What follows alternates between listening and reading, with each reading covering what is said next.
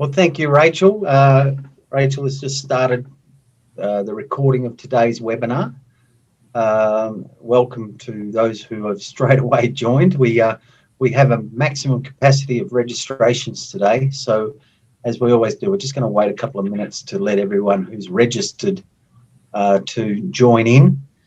We've got a little counter on our screen, and I can see already that it's racing up with participants, so that's fantastic. As always, when our friend John Hembrow from Down Under Rally announces that he's going to do a webinar, we always have maximum registration. So you must be doing something right, John.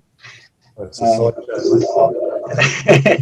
So while we're waiting, in the screen there, you'll see we've got Richard Chesher, who with his wife Freddie is currently situated over on his yacht in Noumea. And we've got Sally Pepermans from Tourism New Caledonia joining in today, which is fantastic. So welcome to John, Richard and Sally. And just while we're waiting, I'm just going to jump across to the next slide, and we'll just do what we do each time.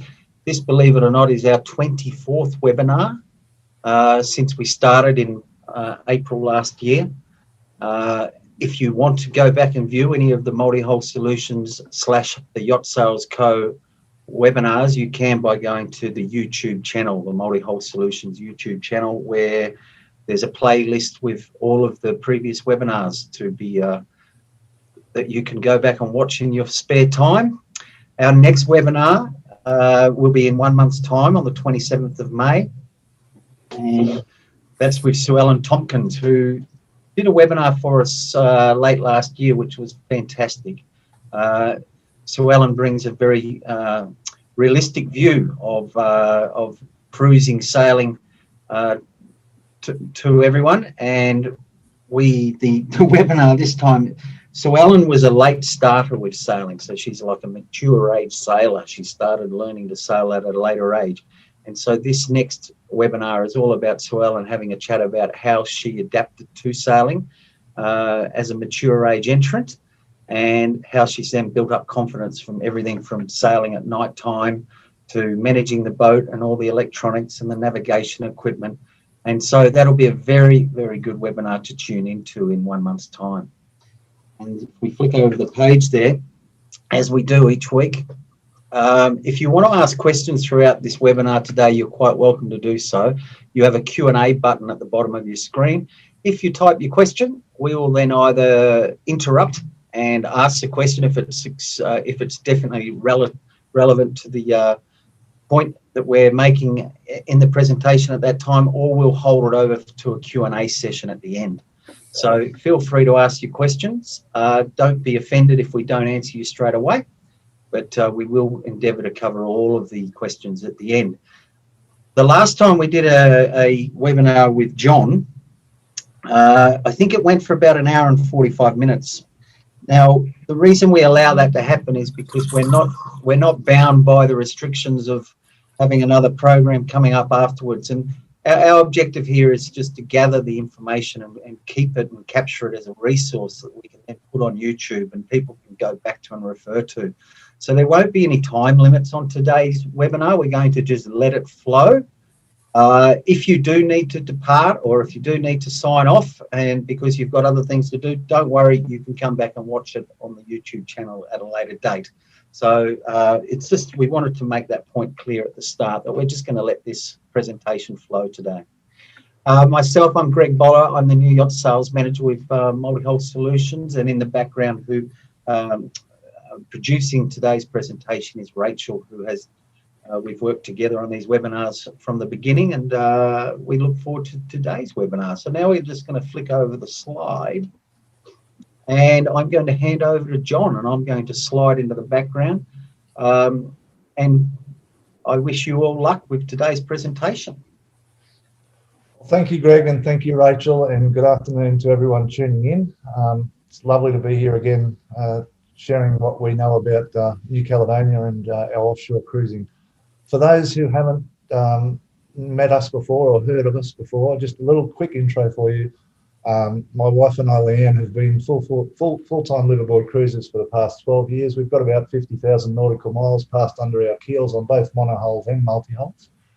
We've done the return voyage from Australia, New Caledonia, Vanuatu, and then down to New Zealand the first time in 2009. We then did an east to west Pacific crossing for 4 years, 2010 to 14, from Southern California down through Central America, Panama, and across the Pacific, ultimately ending up in Fiji, where we spent a couple of years. And then we returned back into Australia here in 2015 and purchased this catamaran Songlines that was the vessel that we began the Down Under rallies with. And we've done Australia to Fiji return 5 times every year, except for, of course, last year, thanks to the COVID changes. So we've crossed that piece of water quite a lot and spent a lot of time in New Caledonia. New Caledonia was the catalyst for us wanting to cross the Pacific. We arrived there in 2009 and it was our first overseas port. We spent 3 months there and it was so extraordinary that we figured that if this is what the Pacific's got on offer, let's go and see it all. So subsequently, we decided we wanted to see as much of the Pacific as we can, and we constantly found ourselves drawing comparisons everywhere we went to New Caledonia. And we really found that as an all-around cruising destination, there was not a lot that even came close to what New Caledonia had to offer, and we hope we can demonstrate that to you during the course of today's webinar.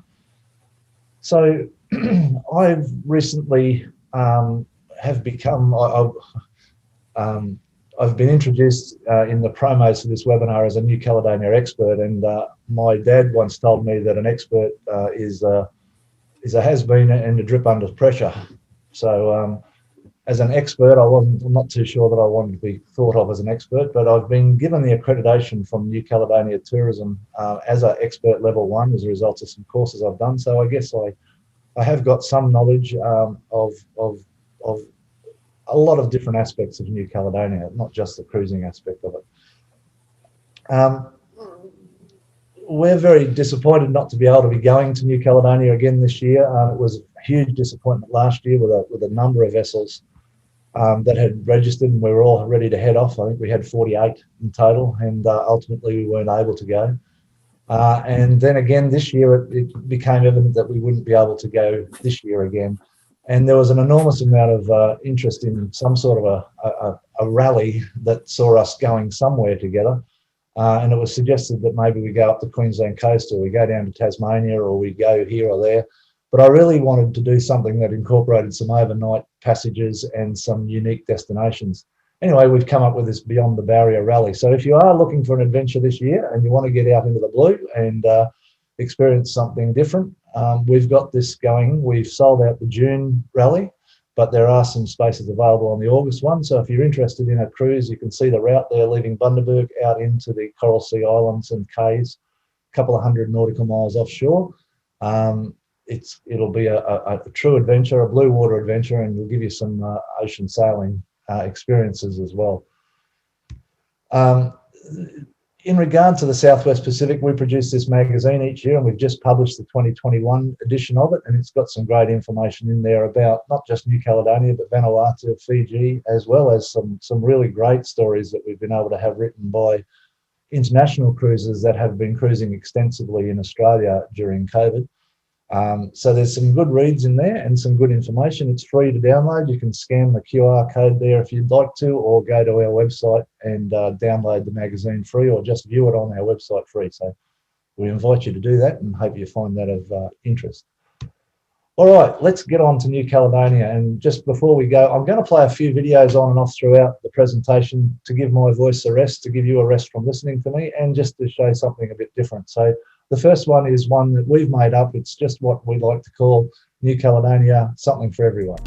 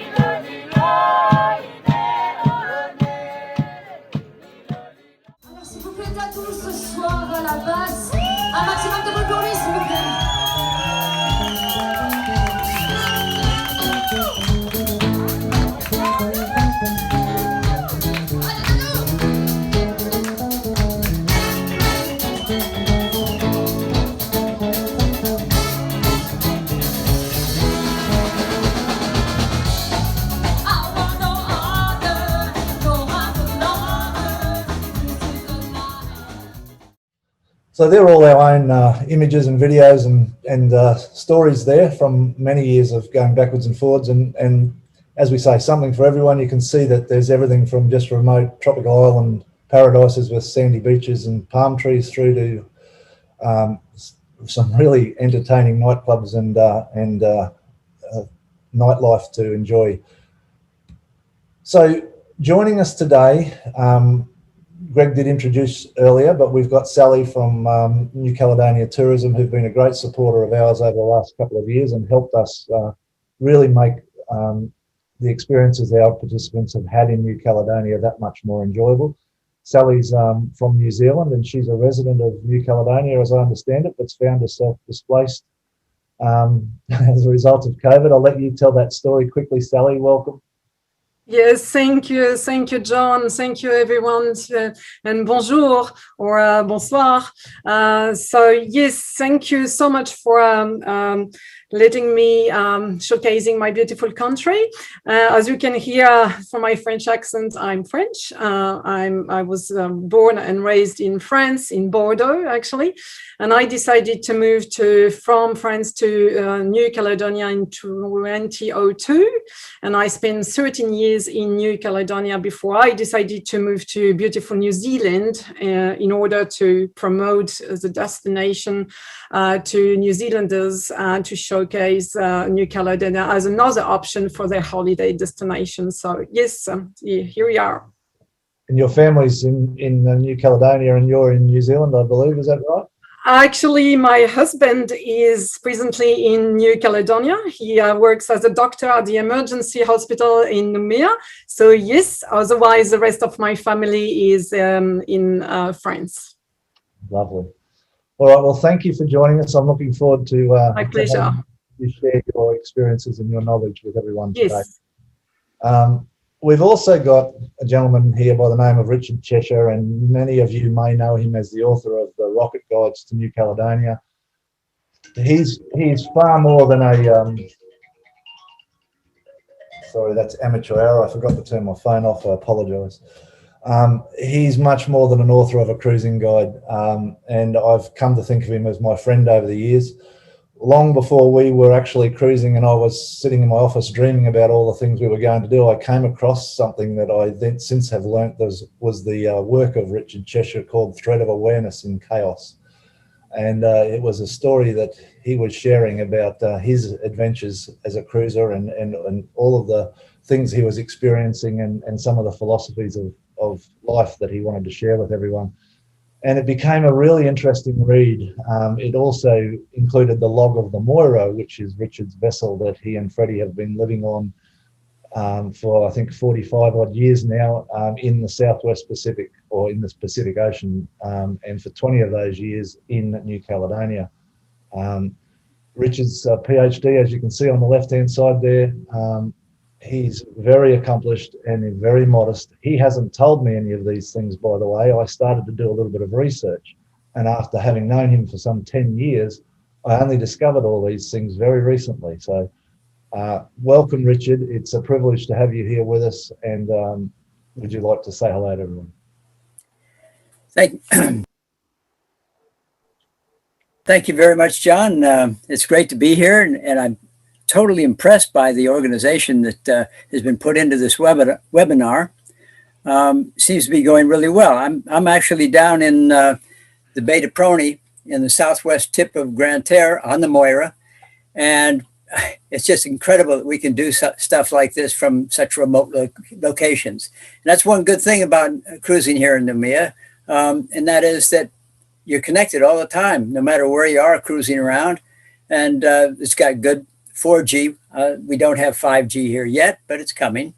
And that's really a nice thing to be able to share experiences and places to go and see here in New Caledonia with a medium like this.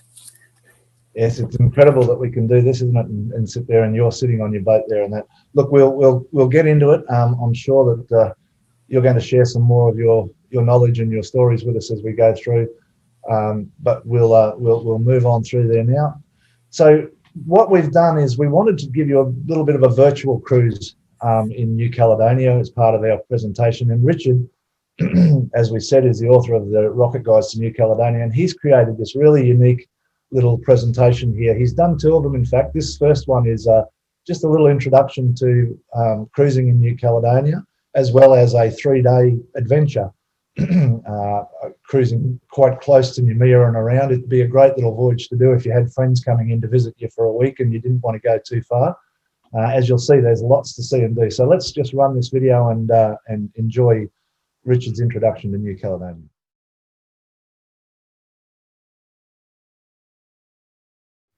Hi, I'm Richard Chesher, and this is my wife, Freddie. We've lived and cruised the South Pacific aboard the Moira, our 44-foot cutter, since 1975. Of all the island countries we've visited, New Caledonia is by far our favorite. We love cruising here. And because we want other cruisers to enjoy New Caledonia as much as we do, we created the Rocket Cruising Guide to New Caledonia. Why is New Caledonia the best cruising ground in the Pacific? Beautiful, vibrant coral reefs protected by marine reserves. Enjoying white sand beaches, often without anyone else around. Walking in wilderness and cooling off in crystal clear pools under waterfalls. Safely spending the night in 220 good anchorages. Easy navigation in protected waters with excellent navigation aids. Cultural diversity and festivals, and very important, New Caledonia's location. Because cruisers have to sail to New Caledonia to enjoy it. It's surprisingly easy if you do it correctly. Fiji, New Zealand, and Australia are just a 7-day sail. Vanuatu is only an overnight hop. We've sailed to Tonga in 8 days. This meant we had a really good idea of what the winds would be, so we could pick a nice weather window for our trips. Consequently, we enjoyed 40 years of delightful annual migrations in the South Pacific. You really have to love New Caledonia for being right where it is. Port Moselle Marina, where you clear in when you arrive, is a modern, full-service marina smack dab in downtown Noumea. The village market's right next to the marina. You need fuel, marine supplies, something from the pharmacy, Wi-Fi, internet, French bread or pastries, whatever you want, whatever you need, you can probably walk over from the marina and get it. Once you've cleared in, rested, done the laundry, resupplied with goodies, it's time to escape into the world's largest coral reef lagoon and discover the real reason New Caledonia is the greatest cruising grounds in the South Pacific. You'll discover mind-boggling beautiful beaches, coral reefs, clear water, great surfing, kite surfing, windsurfing, less than an hour's sail from Noumea. Let me show you a quick 3-day virtual cruise so you get an idea of why I really love cruising in New Caledonia. We sail out the entrance to Noumea Harbor and go wing on wing or drifter or spinnaker 8 nautical miles west, and then come up onto the lee of Îlot Signal and tie up to a park mooring. Step out of your dinghy onto the park wharf, walk down the white sand beach, follow the marked trails to the historic 1860 lighthouse that gives Îlot Signal its name. Enjoy watching the sea eagles. Go for a snorkel and take photos of the fish and corals, and maybe even a sea turtle or two. Of all the island countries in the South Pacific, New Caledonia is the only country that really, seriously is protecting the coral reefs and lagoon islands. Îlot Signal is one of 10 marine nature reserves where you can visit but not damage or even disturb the marine or terrestrial life. After lunch, sail 4.4 nautical miles downwind to Îlot Mabo and drop the anchor in 5 meters of water over white sand, just off a shallow pass through the fringing reef for easy access by dinghy to the lovely white sand beach. If you feel like going for a snorkel, head up to the eastern point of the fringing reef and have an enjoyable day. Finally, to spend the night, we'll sail 1.8 nautical miles around Mabo and anchor in 5 meters of white sand just 150 meters behind Îlot Mabé Kouan. It is protected from all winds except from the north and west and is one of the best night anchorages in this part of the lagoon. The beach is perfect for an evening picnic or an early morning stroll, the prototype for a South Pacific desert island just inside the barrier reef, surrounded by lush coral reefs. The fringing reef surrounding Mabaycoan has a thriving community of corals and fish. The corals are extremely fragile, and the best coral areas are so shallow you need to be very careful not to break the living coral with your flippers or other parts of your anatomy. It not only damages the coral, but coral cuts can be extremely dangerous if not treated quickly. See more details on that in the Rocket Guides section on health. So, day 1. 2 or 3 hours, easy sailing in protected lagoon waters from downtown Noumea.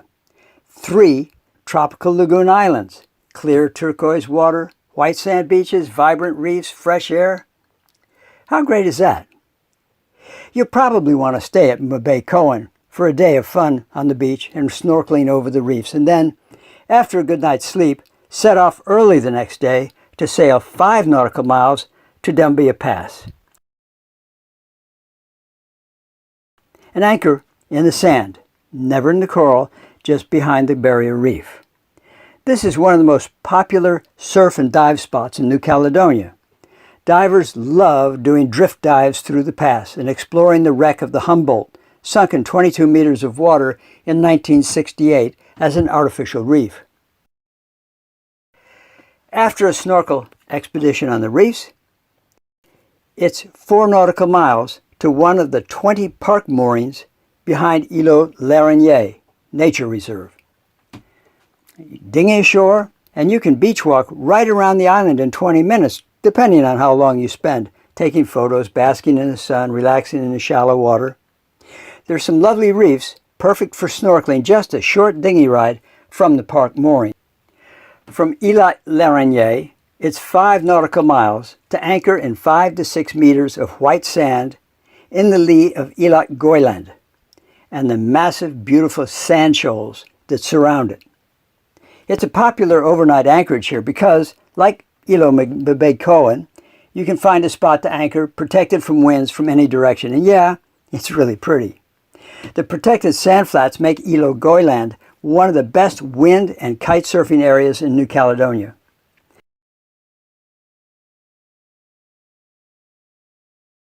From the 1st of November until the 30th of March, nobody can go within 300 meters of the island because it's a sanctuary for a rare migratory seabird that nests there. The next morning, it's just 9 nautical miles to pick up a park mooring in the lee of the absolutely incredible Îlot Amédée Sustainable Development Management Area. The park moorings prevent damage to the coral and seagrass beds. Amédée is one of 8 Sustainable Development Management Areas in New Caledonia, with limited tourism development, but full protection of the marine life and the seabirds. The fish and sea turtles are so used to boats and people that you can swim right up to them. This is a photographer's dream, both underwater and on the island. Mary D operates a day excursion from Noumea, including a gourmet, seriously good, barbecue lunch and Polynesian dancing, plus a demonstration of pareo tying, Coconut Creek climbing, and a visit to the top of the magnificent lighthouse.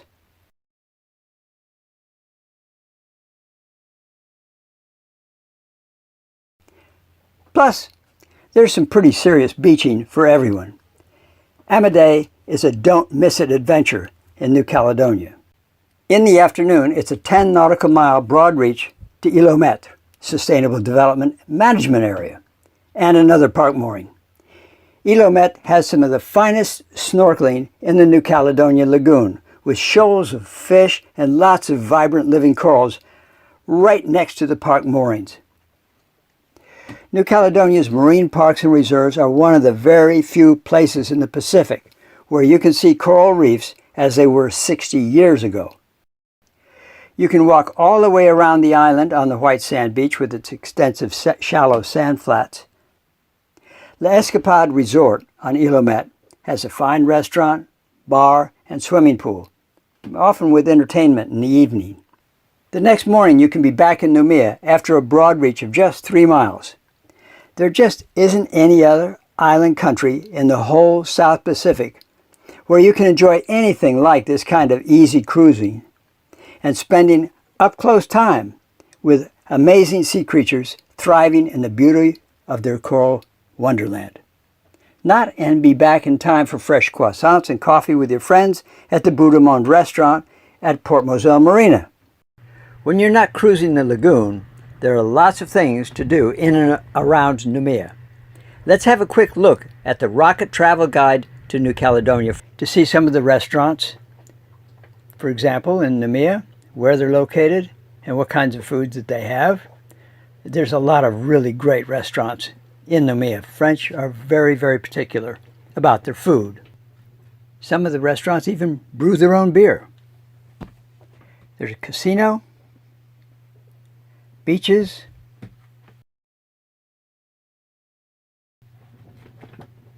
the Aquarium de Noumea, St. Joseph Cathedral, the Cultural Center, which is really quite an amazing place, various museums,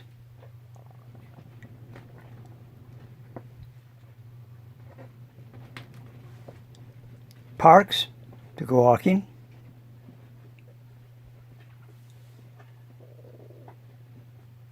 and if you want to go further afield to enjoy parks, you can rent a car, drive 20 minutes into the mountains, and enjoy the Dumbia River, the northern branch. Absolutely beautiful, walking through the mountainous trails, enjoying the sparkling crystal clear water. This is the southern branch. Really amazing.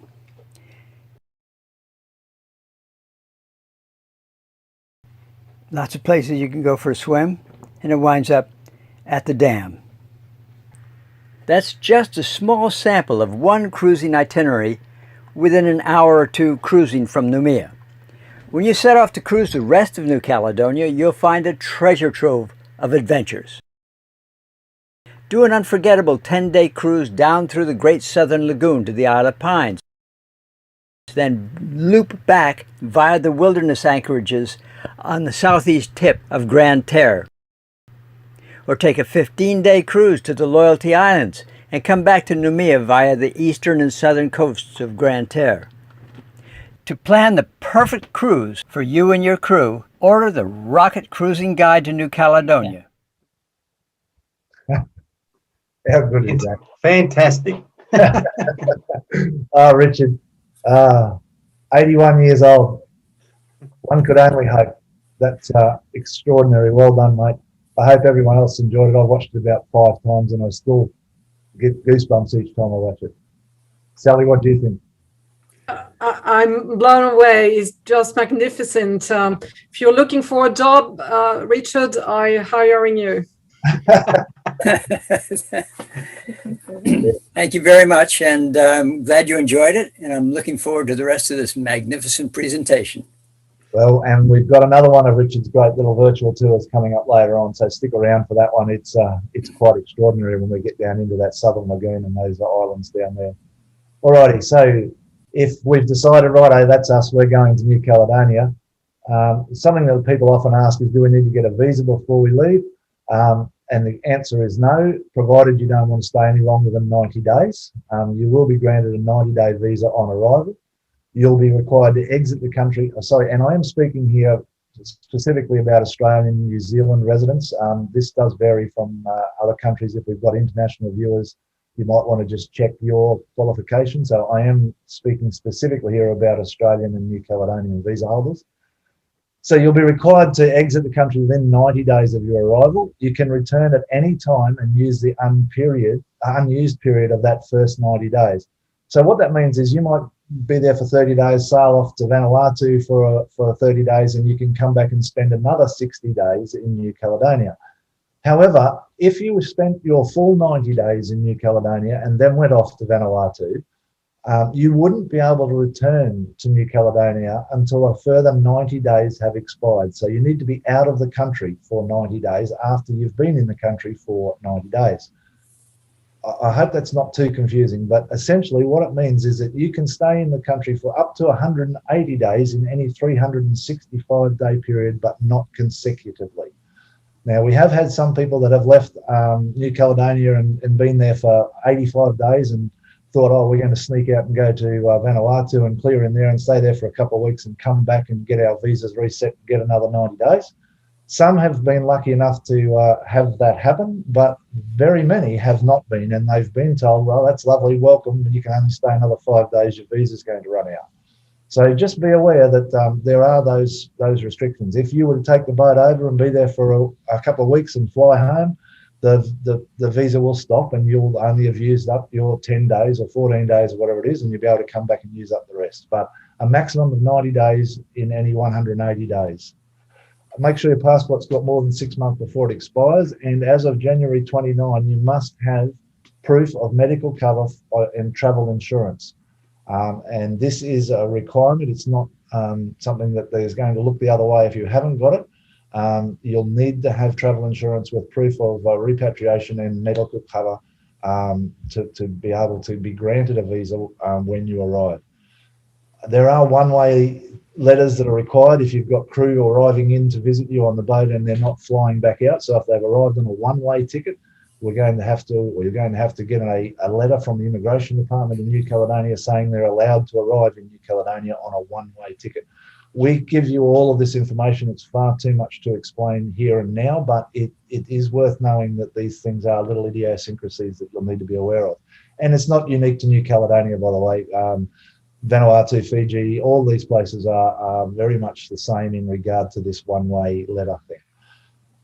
And the next important thing to know is that vessels can stay for a maximum of 1 year in any 3-year period without having been imported. So that means that you can go to New Caledonia for 4 months this year and 4 months next year and 4 months the year after, and you'll be able to do that every year for as long as you like. But if you happen to go to New Caledonia for 6 months this year and 6 months next year, then you won't be able to go the 3rd year because you've spent 12 months, 1 year in any 3-year period.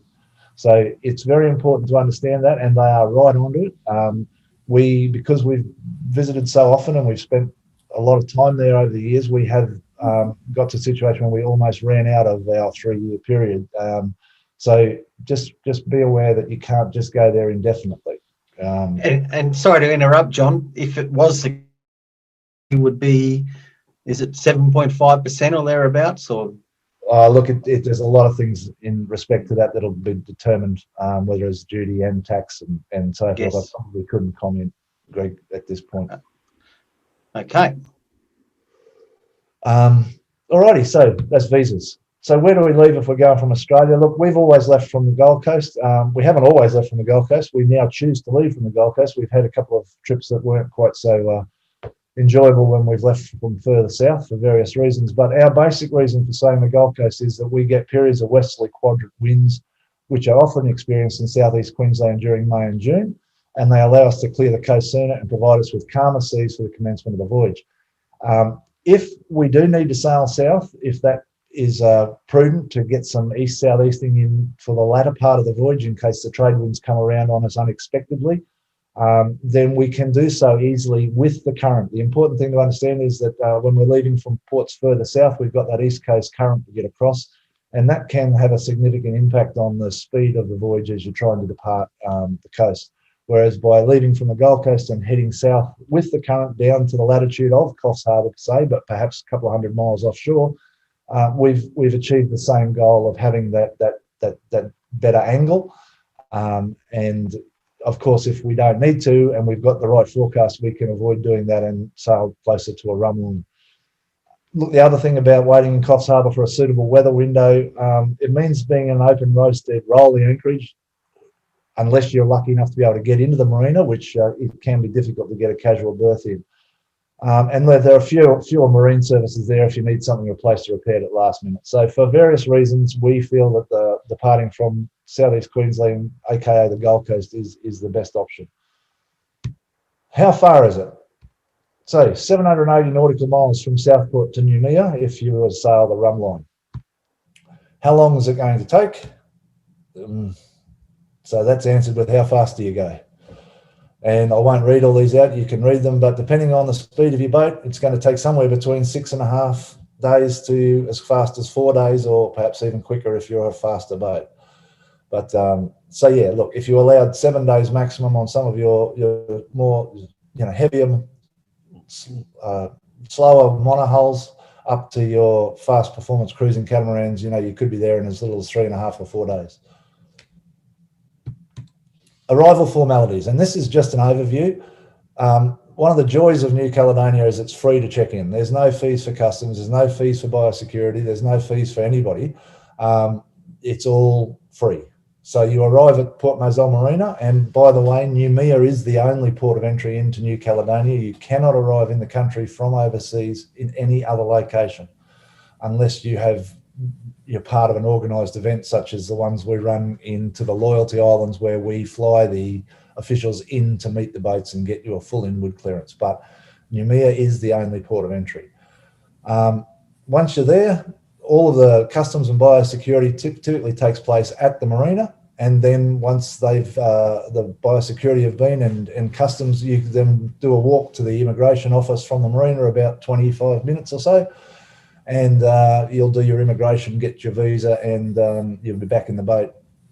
Just be aware that typically these immigration office will close around about 11:30 in the morning, and they won't reopen in the afternoon. They use the afternoon time to process all of their paperwork, so you'll need to be there in the morning on most days, otherwise you'll find yourself in trouble.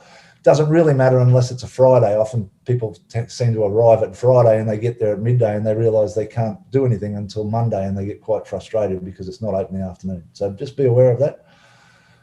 Cost for marina berths, in our experience, around about 75% of the cost of those in Australia. There is 240 volt power, but the different shore plug power configuration is there. So it's a European style shore power plug. So you'll need to have made those arrangements before you leave. Or if you can habla the French and you can get someone to understand what it is you're wanting them to do, you might be able to get your plug top changed over. There's water available on the dock, and many say it's potable water. Others have had experiences where they say it's not quite so potable, so you'll leave that up to your discretion. We always filter our water when we're taking it from the dock anywhere we go that we're not familiar with. So just give some consideration to taking some filters with you if you're looking to take dock water on. We talked about how long the boat can stay. There's free Wi-Fi available at the marina for marina guests, and there's a welcome complimentary beer or wine from the Bout de Monde right there at the marina. So that has been the case in previous years. I hope it continues. It's lovely.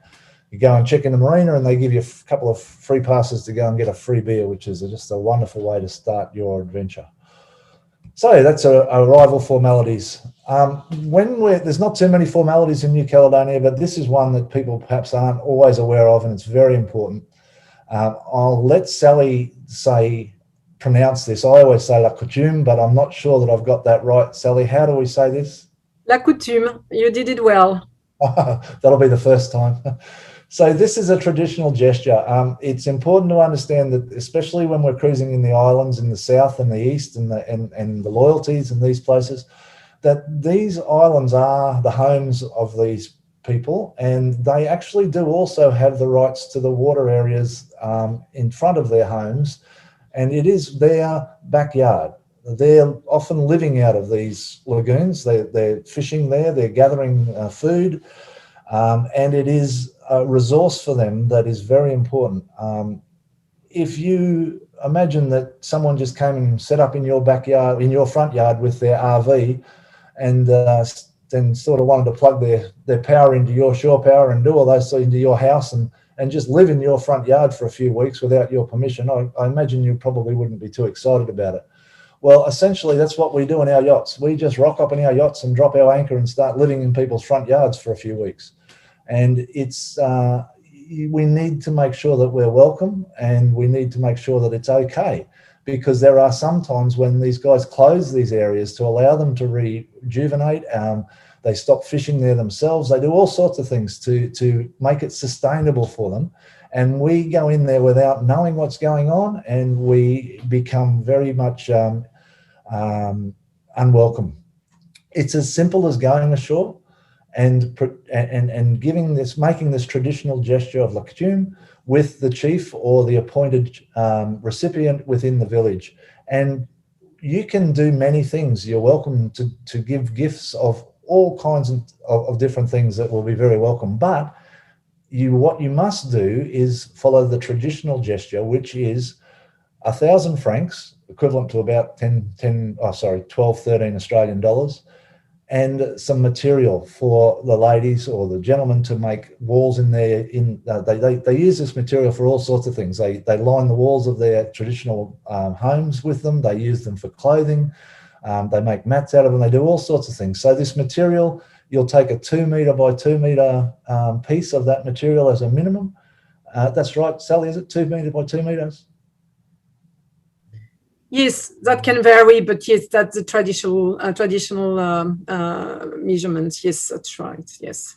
So we attend. We offer this material, as you can see the folks doing up there in the photograph, and the 1,000 francs. And in return, you're going to receive a ceremony of sorts, and that will depend largely on where you are. We've had some ceremonies that have gone on for an hour, and we couldn't understand a word of what was being said because it was all in French. And it was very traditional, which we enjoyed nonetheless. And we've had some people that just said, oh, thank you, off you go. So, don't you have any expectation of what you're going to get back? It's not about you, it's about them. And it's very important that you make this gesture. You will also find that if they don't want you there, they'll tell you now, look, we don't want you here. Our area is closed. We're doing this, we're doing that. We've had a death within the community, and we're in mourning.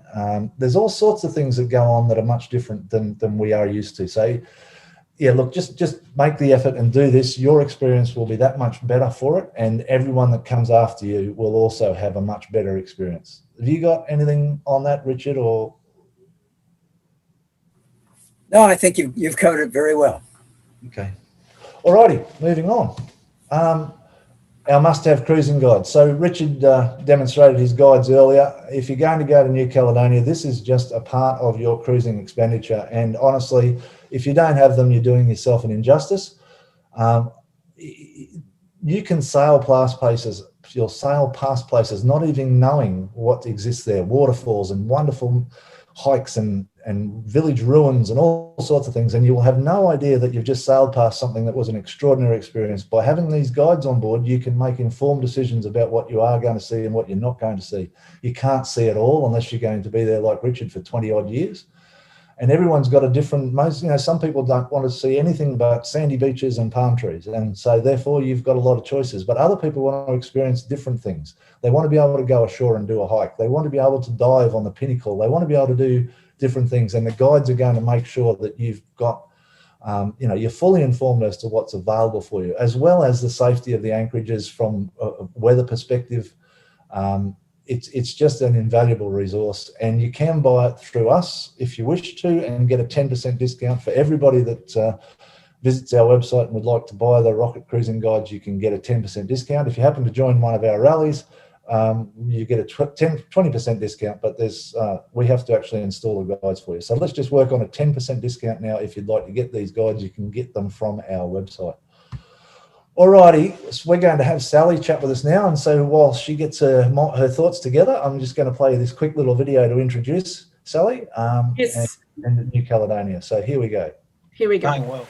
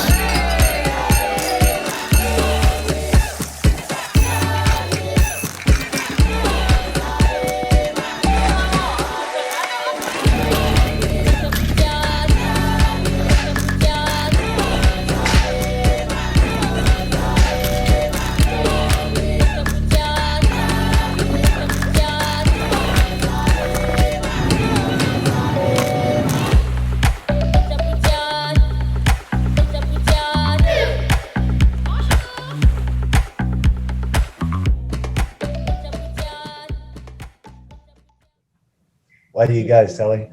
Here we go. Very nice introduction, I think. Yes, indeed. Yes, so, I'm not going to focus too much on the lagoon because I think we covered up already with Richard and John. Well done. It was amazing to learn all about the lagoon in New Caledonia, which is listed on UNESCO World Heritage, so it means something. So I think you did a great job on that. So I'm going to more focus today on the nature, the landscape of New Caledonia, as well as its culture. We already had a couple of insights, but I think we can go a little bit further.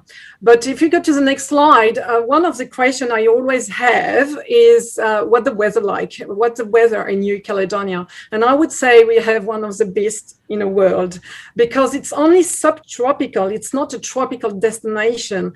So it's never too hot and it's never too cold. We are very lucky to have two big seasons, a hot and humid, which normally start to rain at Christmas time until March, April. And then you have a cool season and a dry season. A little bit of a winter-ish because the average temperature by day in July and August will be 25 degrees. So very moderate. It's never too cold, never too hot. So great weather in New Cal. So if we move to the next slide, this is New Caledonia. So how to get around. A lot of people don't realize how big is a country. And actually this big French spaghetti, you can see, the shape of it. It's a French stick. Is 450 kilometers long. So it's easy to rent a car, whether you arrive at La Tontuta Airport, which is in the south of the country, or when you arrive by boat in Noumea. So yes, at the south. So easy to rent a car. And yes, we do drive on the right-hand side of the road, but it's very easy to get around. We have really good roads, very good infrastructures, and very good sealed roads. And so it will take days to go around the East Coast and then go up to the north. And then you go down to the West Coast and you cross again the chain because it's divided by a big chain of mountain. It's quite hilly in New Caledonia. And you go down to Noumea, which is 45-hour drive from La Tontuta Airport. And then you can discover, as Richard said in the video, you have the Great South, which takes probably an hour and a half drive to go to the top end south of New Caledonia. But you can choose also to discover the beautiful islands of New Caledonia. And we have the Loyalty Islands with Vea, Lifu, and Mare, and also the iconic and beautiful Isle of Pines. And you can fly with a domestic company, Air Caledonia, from the domestic airport, which is based in the city of Noumea, and will take 25 minutes by flight to go to Isle of Pines. Or you can take the ferry. We do have the ferry as well to go to Isle of Pines, and will take roughly 2 hours sailing to go to Isle of Pines. So the main thing here, it's a big island, but it's easy to drive. If I may, Sally, something that's important, I think, to let people know that are going to be cruising here is one of the challenges with coming to have visitors. You might be down in the Isle of Pines and having a lovely time, and all of a sudden you realise, our friends are going to be here in 4 days' time. We need to go back to Noumea. We've got to sail all the way back to Noumea. We don't really need to go for any other reason other than to collect them. You can quite easily have them come to you and join you down here. And instead of you having to sail back with them potentially upwind, because we've got predominantly east, southeast, southerly trades, they can actually fly or catch the fast ferry down and join you in Isle of Pines, and you could sail them back with the Bryn and have a much more pleasant experience and drop into all these places along the way and have a downwind sail with your guests. You could even find yourself in Lifu or Ovea or Marie and have your guests fly over and join you there and be able to take them cruising the Loyalty Islands, and then you could have them join you, as we have done, had them join us in Lifu, and we've spent time cruising Lifu and then sailed over to Ovea and had them fly out of Ovea and come back. So there's a lot of really cool options here when you've got visitors coming in regard to traveling as well. Sorry, Sally. No, that's perfect. Absolutely fine. So before going through the different regions of New Caledonia, I just wanted to highlight the biodiversity. Yes, exactly. Just to talk about how rich New Caledonia is in terms of endemic species, flora and fauna, thousands of endemic plants and fauna as well. And we do have this emblematic Kagoo. Actually, it's the equivalent of the kiwi bird here in New Zealand. It's a non-flying bird.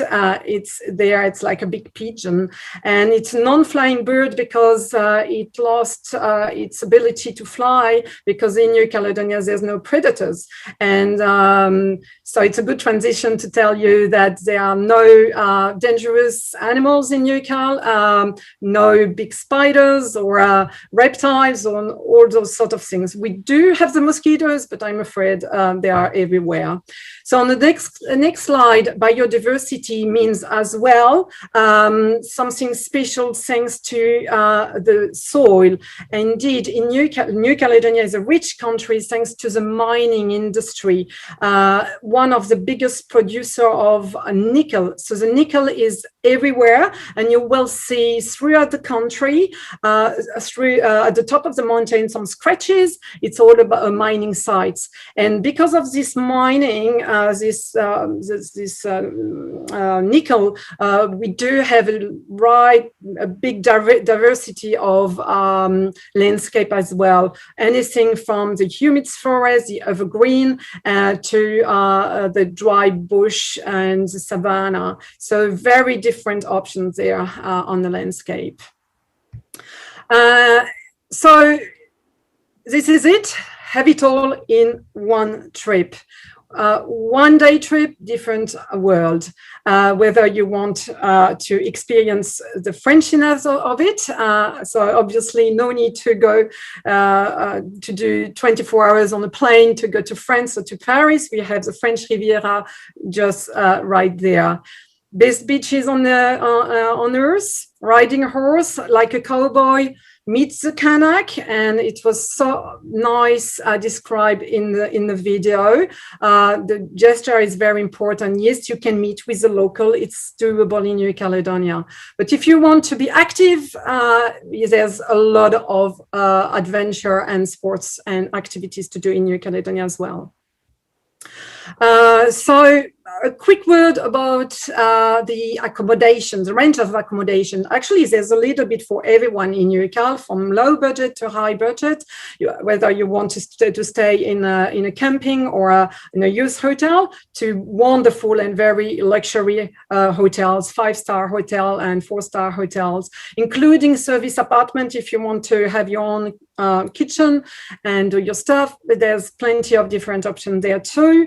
But I always say, if you want to meet with a local, it's always good to have a bed and breakfast, like a gîte or lodges, or you can stay in a tribe with the Kanaks. So different options, but there's a budget for everyone here.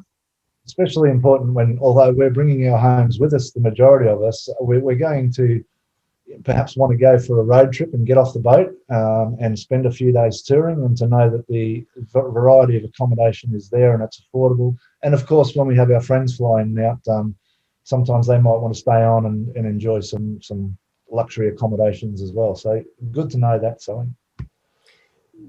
Yes, and as I said, I'm not going to focus on the water activities, but the land-based activities are pretty much must do in New Caledonia. Anything from hiking, zip lining, mountain biking, golfing.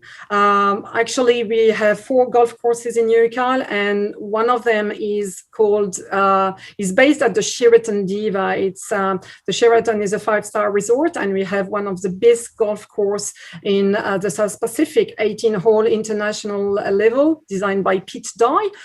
So it's a design golf, and I'm pretty sure Australian New Zealanders would love to experience that golf course. So lots of online activities to do. Cultural, of course, we covered it during the videos, but yes, ladies, if you want to go shopping, there's all the French brands and not always the big expensive ones, but we do have the art galleries. Again, authenticity and tradition with the Kanak. Nightlife will go a little bit further. I'll describe that better when we'll talk about Noumea. Gastronomy, we are French. It's all about your cheese, your croissant, your baguette, your glass of wine, watching the sunset. So the terroir and the gastronomy is one of the top reasons to go to Newcastle, of course. And if you want to learn more about our beautiful but very difficult language, we do have the French lessons for you as well. So lots of culture in Newcastle indeed. So this is it, my big stick, my big French baguette, divided in 5 big regions. Starting from the bottom, we have Noumea, which is the capital, in bluish green. And then you have the west coast in brown, and you have the east coast, which is in a green color. You have the islands, again, Ouvea, Marais, and Lifeu are part of the Loyal Islands, and at the bottom, yes, in here, Isle of Pines, Ile des Pins, iconic. And to finishing with, we have the Great South, which is in orange here. So we'll go through all the regions just to showcase what to do there and the top experiences to do in each region, starting with the capital, Noumea. Noumea is, well, just to give you an idea, it's roughly 260,000 inhabitants in New Caledonia, so it's not very populated, and half of the inhabitants are based in Noumea, in the south and in Noumea. And also, there's plenty of different options. Obviously, Lansvata Bay and Lemon Bays are the very popular location for locals, but also for tourists, because there are all the bars and the night activities, hundreds of restaurants. It's very busy, actually, in Lansvata Bay and Lemon Bay. Kite surfers, we saw that in the video. There's always a little breeze in New Caledonia, so it's a heaven for windsurfers and kite surfers. And we actually in the video we saw the Jibao Center, the cultural center, which is amazing. The architecture, it was designed by Renzo Piano, Italian architect who did some building in Australia, who did the Pompidou Center in Paris. So just the architecture itself is a wow factor. So it's really a must do when you're staying in Noumea. But there's quite a lot of things to do with the kids, to go to the forest park, or to go to the aquarium, go to the market with all the fish and the tropical food. And of course, it was well described going to the Amédée Lighthouse or going to Duck Island for a glass of wine or a beer. So there's plenty of things to do in Noumea. You can easily spend a week without being bored. Yeah, but I think to get the spirit, go to the video.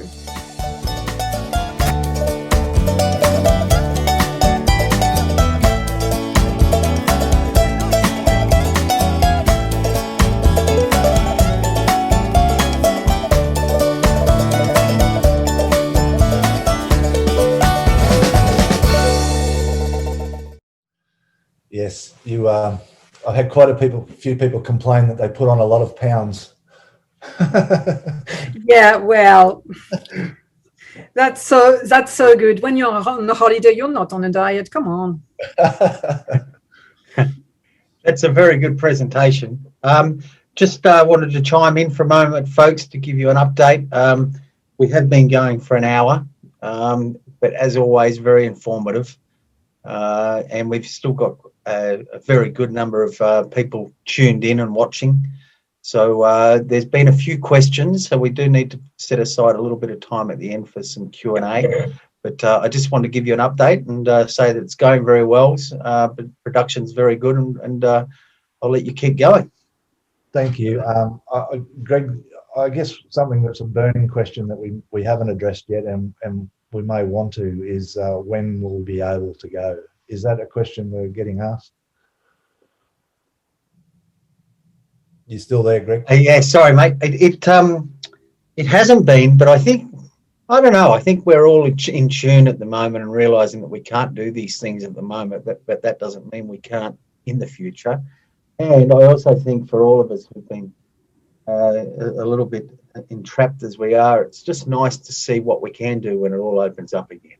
Yeah, absolutely. And look, we're all very hopeful, Sally, as well. We're all very hopeful that 2022 will see us all being able to move around freely and go and experience New Caledonia. I can give you a quick update on the situation if you want to. Yes. At the present time, indeed, the borders are closed, like it is in Australia or in New Zealand. People who fly to New Caledonia have to isolate themselves in an MIQ for 2 weeks. But thanks to the government, the vaccine rollout is going really well. A lot of people have been already vaccinated, which is good. And I know the government is working really hard to be part of the next bubble. So we don't have any time line now at the present time, but I know it's on the way and pushing very, very strong for that reopening very soon, hopefully. Yeah, and look, and what I was going to say there is, whether it be New Caledonia, we've got through our company, we've got strong relationships with people in Fiji, French Polynesia, the Cook Islands, and I know that one thing that will happen is when we're allowed to go again, I think there'll be people from Australia and New Zealand and all around who'll be going back very quickly, even just from the sake of just knowing that these communities need that support once it opens up again.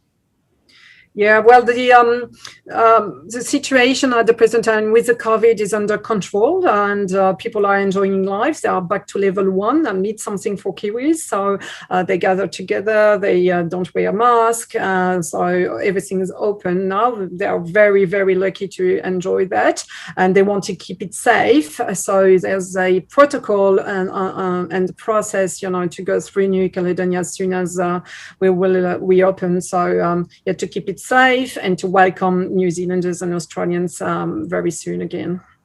And if we've got anyone viewing from perhaps French Polynesia or Fiji that are currently considering their options for later in the year to move west or south to Australia or New Zealand, should those avenues become available, we have had vessels arrive in Australia that have had the need to stop in New Caledonia for temporary repairs and or reprovisioning and fueling, and that is possible on the proviso that you get prior approval. So we have been recommending to people that have been in touch with us about this that they make application before they leave Tahiti or Hawaii or wherever it might be, and those are actual examples that I'm giving, to get permission to stop in New Caledonia if the need arises, so that that they're aware that you're out there and that you're doing it, and there may be the possibility that could happen. It's no good in the last 24 hours all of a sudden deciding, we need to go to New Caledonia, we haven't told anyone and we can't communicate with anyone,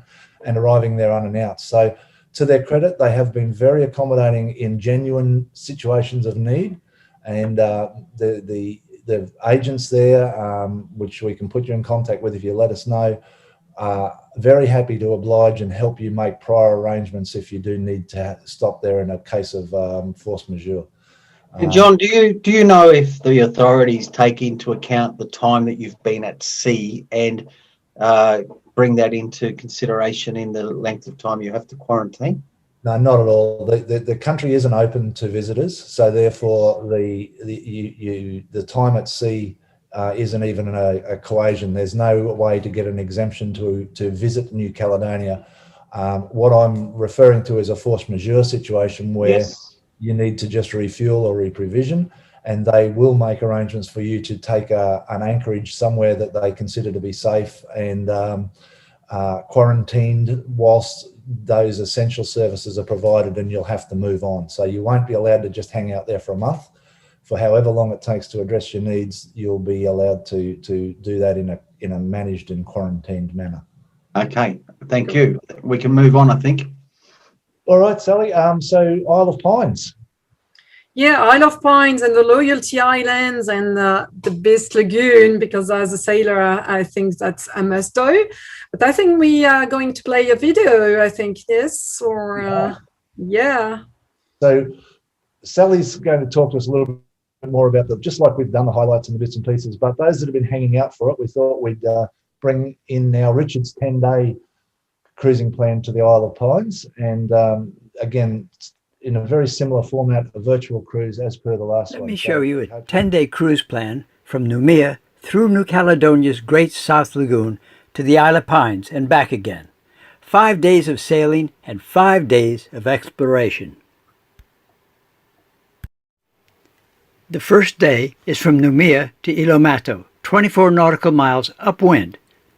The trade winds pick up after 9 o'clock, so it's best to leave at dawn to arrive just before lunch.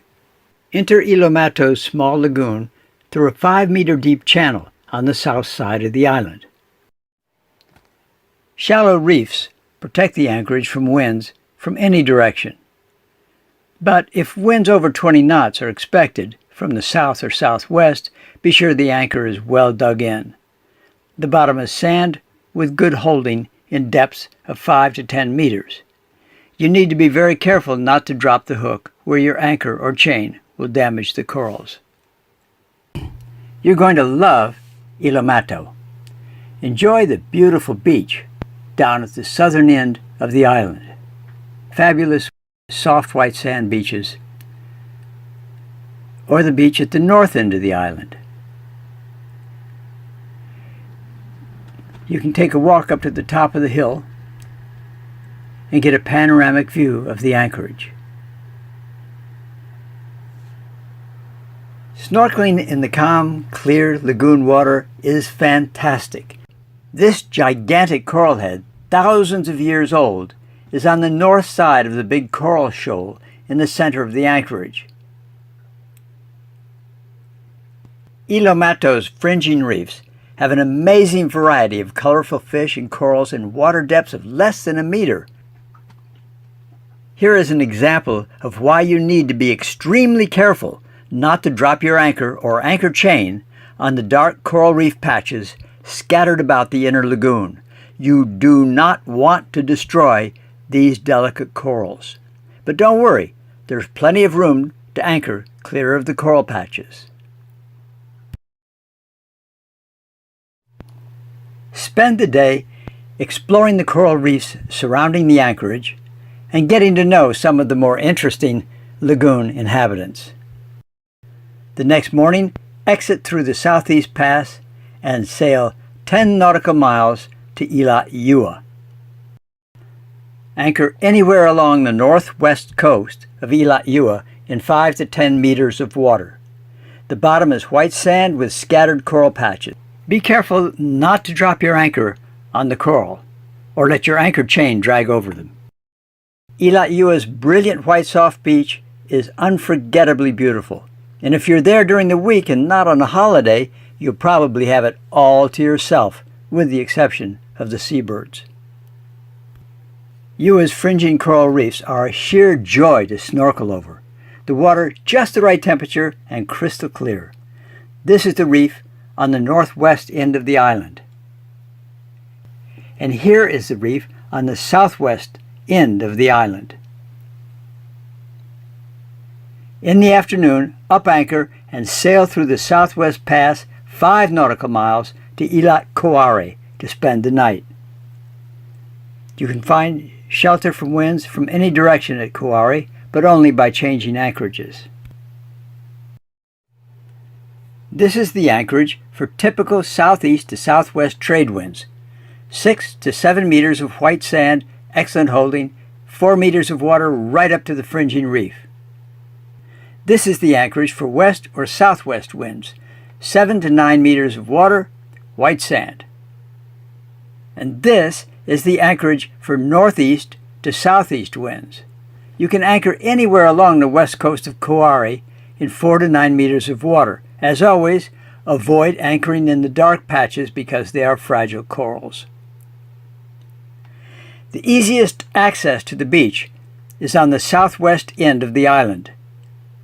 Islet Kauai, like many other islets in New Caledonia's lagoon, is a bird sanctuary.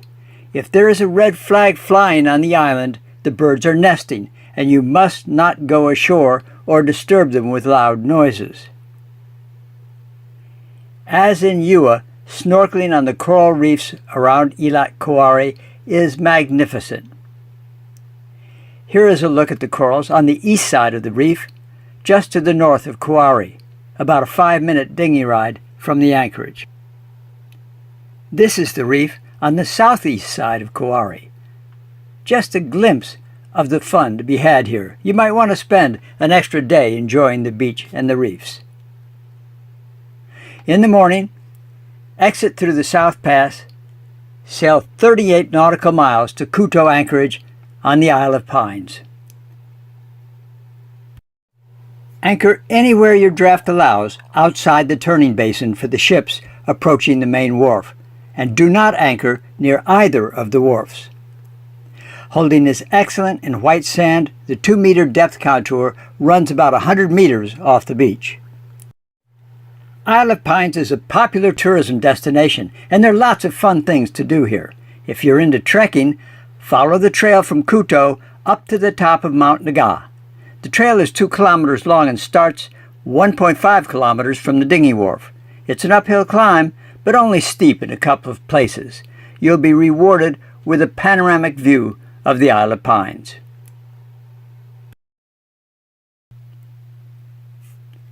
Canamera Beach, just a short walk from Kuto Anchorage, was recently voted the most popular beach in Isle of Pines.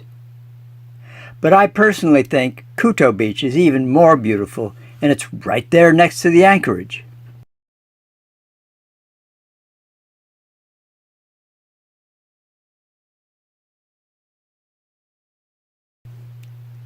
To check out the tourism activities for Isle of Pines, you'll need to open the Rocket Travel Guide to New Caledonia. Click on What to Do, and then on the Isle of Pines. And then on Tours. The most popular tour, not to be missed, is a sail in Beta Upi on a traditional pirogue. This is an excellent community-created tourism activity with many benefits for the people of the villages and the environment. Point to the sites on this page of the Rocket Travel Guide to see the most interesting places to visit. Just north of the Kuto Anchorage, you'll find the massive ruins of a prison colony for 3,000 French exiles, mostly political prisoners, built in the 1880s. Amid the tropical vegetation, you'll find crumbling cell blocks and freestanding buildings, all built from rock by the exiled French prisoners. A few kilometers further on the main road is an impressive water-filled cavern. On the north of the island, explore the cave of Queen Hortense. In the 1800s, the daughter of a local chief hid in the cave during a tribal conflict. She was a popular woman, reportedly the first Melanesian to speak and write in French. She later married the Grand Chief of the islands and became the Queen of Isle of Pines. On the northeast side of the island, you'll find Beta Oro's impressive 1-kilometer-long beach. The Cooney Beach restaurant is perfect for a lunch with a cold brew of French wine. Before continuing down a 1.5-kilometer forest path to a small enclosed seawater lagoon called the Piscine Naturelle, the natural swimming pool.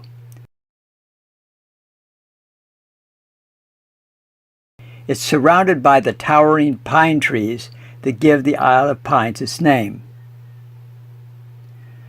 Vau is the biggest village on the Isle of Pines and the government center. It has a village market and artwork merging traditional and Christian art. One of the most impressive buildings in Vaux is the Our Lady of the Assumption Church. Built in 1860, it is a fine example of South Pacific missionary architecture. You can rent a car, hire a minibus, or even ride your own bicycle to visit these sites. On the seventh day, sail from Kuto 70 nautical miles downwind to Bay de Prony. The Bay de Prony is a large bay with lots of anchorages and interesting wilderness walks. Sail into the eastern bay and tie up to a Cap Nadua Nature Reserve mooring in Anse Magique. The next morning, follow a forested trail from Anse Magique to Cap Nadua Lighthouse and the whale watching facility. The lighthouse was first built in 1892 for safe passage through the Havana Canal. It's a 4.5 kilometer trek there and back and generally takes about 2 hours. In the afternoon, it's just a short sail to Ilo Casey Nature Reserve. Tie up to one of the park moorings on the west or north side of Ilo Casey and enjoy a historically interesting 3-kilometer trek around the island.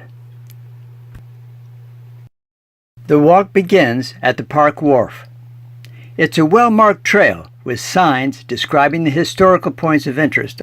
This was the freshwater well, and here is the cemetery. There's a nice beach on the windward side of Casey, and the path winds through a forest of ancient cycad trees, past another beach to a barren, rocky plateau, down to the north coast forest, back up to an overlook, and down to a shaded beach on the northwest coast, and then up to another overlook, and finally returns to the park wharf. The next morning, it's just a 20-minute sail to Baie de la Somme. On the way there, you'll pass the famous Prony Needle, a pinnacle of calcite rising from 35 meters to just 1.6 meters. The thermal vent is a nature reserve and one of New Caledonia's must-do scuba diving sites. Anchor in 10 to 15 meters of muddy sand on the southwest side of Baie de la Somme. Tie the dinghy to a floating wharf on the north shore and follow a 1-kilometer historic trail to Prony Village, the site of a prison colony from 1867 to 1911. The trail is marked and there are signs with historic information along the trail. This is the guard cemetery, complete with giant clamshells marking the graves. And after this lookout, you come to the forest where prisoners were buried with no markers on their graves. The prisoners logged the Prony forests for the wood needed for buildings in Noumea. This is the ruins of the materials storehouse. And this was the armory where the guards kept their gunpowder. In the afternoon, sail about 30 minutes to the Carenage anchorage for a quick visit to the hot springs and the Cowrie River Cascades, or check out one of the other 3 rivers that flow into the Carenage anchorage. The 10th day is a 36 nautical mile downwind sail back to Noumea with a stop at Ilo Bailey Special Reserve for a picnic lunch on the beach before sailing back into Noumea Harbor. To plan the perfect cruise for you and your crew, order the Rocket Cruising Guide to New Caledonia. Wow. Extraordinary, Richard. Very good. Thank you so much for putting all that together. Folks, it's available on Richard's YouTube channel to watch again at your leisure. Of course, the webinar will also be available to watch again, but Richard's posted these up. What's the YouTube channel, Richard? The YouTube, it's I believe it's my name, Richard Chesher. I think that's right. So if you just do YouTube Richard Chesher, you should come up to these and a couple of other great videos Richard's got on his YouTube channel. You can, am I right to say that everything we just saw in those videos was exclusively on the rocket guides? So what I'm meaning to say is that someone who purchased the rocket guide, apart from your voiceover, would be able to access every bit of that information at their leisure. Yes, in fact, quite a lot more. That's just an example of how you could plan a cruise to Isle of Pines and back with the guide. And of course, you do it yourself, and you'd figure out how much time you want to spend where, depending on what your interest is and what the people who are cruising with you would like to do. So all of those little trails, the little dots we saw on the walking tracks, they're all part of the guide that you're going to be able to interact with and see what there is to see on that walk, and the waterfalls and everything we saw that was on the screen there is embedded in the guide when you buy it to use it. Is that right? Yeah, that's absolutely true. Wow. So yeah, look, if you want to see a demonstration on how to use the guide and what it looks like before you go and spend your money, jump onto onto that website of ours. There's a guide to using the guides there, and that's where you can get the discount. Richard, I'm in awe of you. Thank you so very much. I hope you do stick around for a little while, and hopefully there might be a couple of questions for you later on, but thank you so much. I've subscribed to your YouTube channel, Richard. All right, Sally, you're back on. So we're back down in the islands, and we're going to talk about 10 experiences. Well, it was so well described for the Isle of Pines. So I'm not going to focus on that because you said it all, Richard. So, but yeah, having a lobster on the beach in the Isle of Pines is really something that you have to do once in your life. Believe me, it's just phenomenal. And what about, the islands are so wonderful. You can go to Uvea and the quality of the sand is so thin. The quality is so beautiful. It's so white and it's pristine. So going to the nursery, to the shark nursery in Uvea is phenomenal. Together to go to the cliff in the cliff top, the cliff and the view in Mari are beautiful too. The vanilla, have you heard about the vanilla in Lifu? It's one of the best, very small quantity. The production is really small, but the quality is divine. So New Caledonia and its islands are just phenomenal. So yeah, well done, Richard.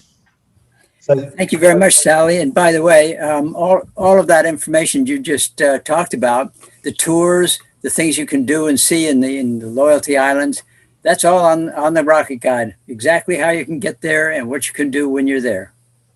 Just point that out, guys. I didn't make that clear. So there's two guides. When you buy the Rocket Cruising Guides to New Caledonia, you get the Nautical Guide, which is all of the anchorage ones, but you will have seen Richard switching backwards and forwards and saying, go to the New Caledonia Visitors Guide, where he showed all the restaurants, and then he showed all the tours in the Isle of Pines.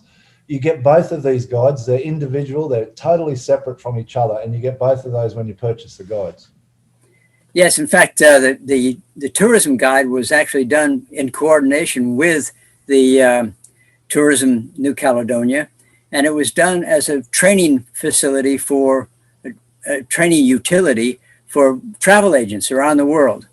And so it basically shows all of the tourism activities throughout New Caledonia. Correct. And Richard updates these guides as often as he sees fit, which is generally a couple of times of the year in my experience. So it's not like the information on them is 100 years old. They're up to date and relevant. Very accurate, yes.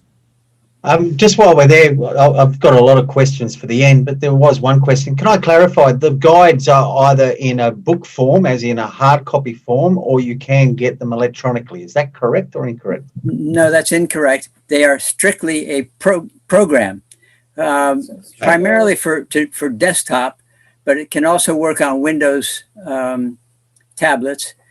But basically, it's a desktop program for Macintosh or Windows. Okay, thank you for clarifying.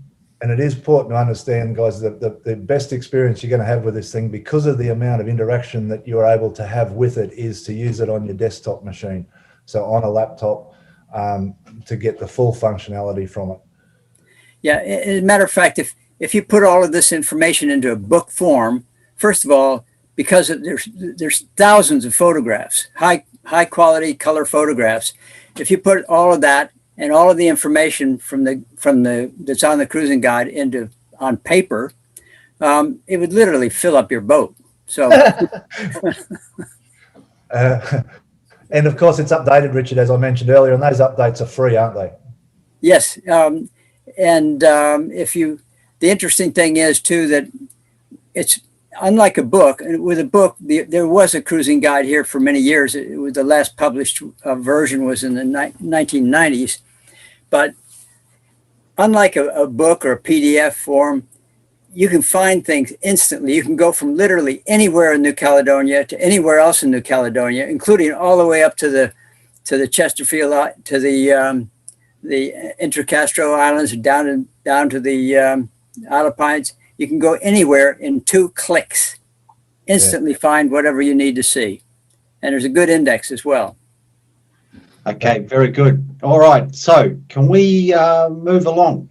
Yes, and I'm going to just make people aware there's a couple of videos here that we encourage you to take the time and watch yourselves at your own pace on New Caledonia Tourism's website, which will show you where that is later, and their YouTube channel, Isle of Pines, Lifu, there's Ovea, there's videos for Africa there, and they're all very, very informative and emotive. So please do take the time to visit them and have a look at them at your own leisure. We're going to just move on now and give you a bit of an idea of what you can expect to see up in the West Coast. So here's a little bit about the West Coast, Sally. Yes, it's a land of the farmers, very different from the island, obviously. It's all about the parks, hiking, and actually you can stop in Vaud, which is in the north of the country, and fly over this beautiful herd. And the herd is the logo of New Caledonia Tourism, and it's made with the mangrove, and so it's 100% natural. It was gifted by Mother Nature, and you can fly over, and a lot of people got engaged while flying over the herd. So it's unique, it's fantastic, it's worth going up there. So it's really in the north, going on the west coast. Gifted by Mother Nature, I like that. Yeah, that's true. There's no hundreds of gardeners who are, tidying up. It's really natural. Very nice. Again, we've got these videos that are on New Caledonia Travel's website, so please do, on their YouTube channel, please do have a look at those and engage with those. This is something that we only did for the first time a couple of years back, and we chose to spend a considerable amount of time cruising the East Coast, and wow, it is something else. I think you refer to it as is it something about the coast of the time forgot, Sally, or? Yeah, it's so special. It's wild, it's green. It's green why? Because there's a lot of water, there's a lot of mangrove, waterfalls and cascades, and it's really the location where you can meet and greet with a local, with a native, with a Melanesian, and do the gesture as you described, stay in a tribe. It's so magical. The atmosphere there is just unique. And I would like to just point out, because I've probably been remiss, those that aren't familiar with New Caledonia, it's really important to know that there's an outer fringing barrier reef running, Richard, I don't know if I'm correct in saying it's all the way to the north, but I know for the area that I've travelled from about here south, there's an outer fringing barrier reef. That means when you're cruising here, you're inside the outer barrier reef. So you're essentially in this lagoon that gives you, really good opportunities to be able to sail in calmer seas, but with a nice breeze and very comfortable sailing. Is that right, Richard? Would you agree? Oh, absolutely. It's best to cruise. There's 2 ways you can do it: go around New Caledonia, and my preferred way is to cruise down the coast, cruise up the west coast, and then down the east coast. Because on the east coast, on the east coast, you can day hop down. So basically, you can go from one anchorage to the next in a morning, and that's really convenient because you can go down, just leave early in the morning when the wind is still low, and cruise down it's upwind, but you can go down, 15, 20 miles and then anchor in another nice anchorage and go all the way down the coast that way. And there's some very pretty reefs. And as you say, some excellent cultural experiences. And look, the beauty, again, it sounds like I'm trying to sell Richard's guides, and I'm not. I'm trying to encourage people to buy them for their own benefit. Every one of those little day hops he's talking about have got routes. You've not just got an anchorage waypoint here. From every anchorage to every anchorage, Richard's providing you with a route. GPS positions, go here, go here, go here, go here. Each one of them's a waypoint. So, you can travel this area with absolute confidence. The whole of New Caledonia, if you've got those rocket guides with you, because they are basically a street guide to what he used to call them, a refidex to traveling around the country. It's just remarkable. We typically come in here at Lifu when we come from Fiji, into Lifu when we come from Fiji, and then we go to Ovea, and then we come across and do exactly what Richard just said. In the early hours in the early part of the day, up until about 9 or 10 o'clock, we make our way south. We spend the afternoon and evening in an anchorage. We make our way south, afternoon and evening, make our way south before the trade winds get up each afternoon. It's just a gorgeous way to see that coast. So you could make a voyage here from the Loyalties, go out of the South Pass, Havana Pass, over here to Mare, up here to Lifu, over to Ovea, and then come back down and see at least half of that east coast. It's extraordinary. Sorry, Sally, we've hijacked your presentation. No, you did it well. I mean that's very true. But let's move to the next slide. Which is the Great South. But again, I don't want to spend too much time on that because you did it so well, Richard, by describing how beautiful is the landscape in the south.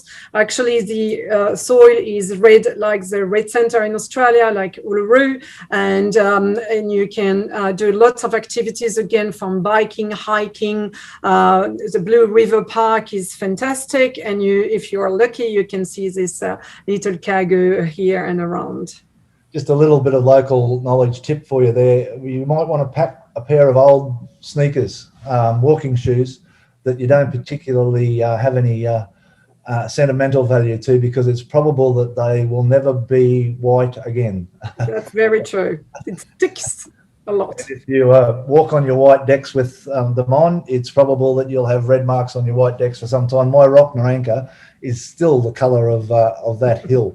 Very true. So yes, moving on.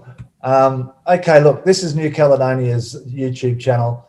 All those videos, as we said, get there. Jump on there and subscribe. There's some really great content there, and you'll be able to just pig out on virtual experiences in New Caledonia. You've also got the New Caledonia travel website, where they'll be posting updates about what's happening with COVID and border changes and restrictions, but also information about where you can get travel insurance, everything you would need to know to get to New Caledonia and enjoy yourself there. Sally, wonderful. Is there anything else you'd like to add? Just a big thank you. It was fantastic to learn all about sailing in New Caledonia, and hope you enjoyed it. And I remain at your disposal if you have some questions. But yes, all the information are on our website, www.newcaledonia.travel. Together with Rocket Guide, I think you have it all. Very well said. Thank you, Sally. All right, guys, we're nearing the end, but what about coming home? And a lot of people say to us, okay, well, we've joined the rally, for instance, to go across. How do we get home? Look, by the time you've been over there, you've made a lot of friends. Most people don't join our rally to come back. Our rally, typically, the Go West one, is for international cruisers that are visiting Australia for the first time. Most of the people that have come with us on the East Rally have got enough confidence now to make this voyage back home under their own steam. But typically, they'll group up with another 4 or 5 boats that have joined the rally, and they'll all go across in a little flotilla.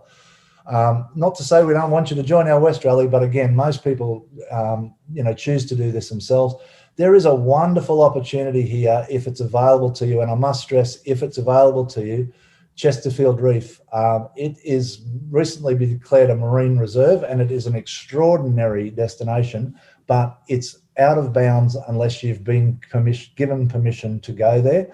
All of the information about how to get permission when time comes and we're able to start cruising again is on our website here at Chesterfield Reef. And you can go on there and download the forms and things that need to be filled out in order to gain permission to go there. But it's a lovely way to break up the voyage. As you can see, we can do 475 miles here, and we're at Chesterfield, another 460 miles, and we're in Bundy, and we can spend 3 or 4 days and really enjoy this in here, also waiting for weather windows and so forth. A really, really great thing. It's owned by French. It's New Caledonia's province in the Coral Sea. So, yeah, please be aware that you must get permission to go there, and they'll know you're there. They fly over, they record your vessel. What they would do to you if they found you there without permission, I couldn't tell you, but I know that it wouldn't be pretty. They're very, very protective of it. Jump onto YouTube again, Sailing No Regrets, or again onto our website with the Chesterfield. This video is embedded there. I won't run it now, but it'll give you an experience of one of our rally boats that had a drone and spent some time there at Chesterfield Reef. But look, this isn't a place where you're going to go and have a bonfire on the beach at night. It isn't a place where, you know, you're there to be a visitor and to leave nothing but footprints and take nothing but memories. We don't want to be having bonfires on the beach and smoking the birds out. A lot of these birds will have never seen a human being before. It is an extraordinary, extraordinary place to visit. Anything to add on that, Richard? I know you've frequented there.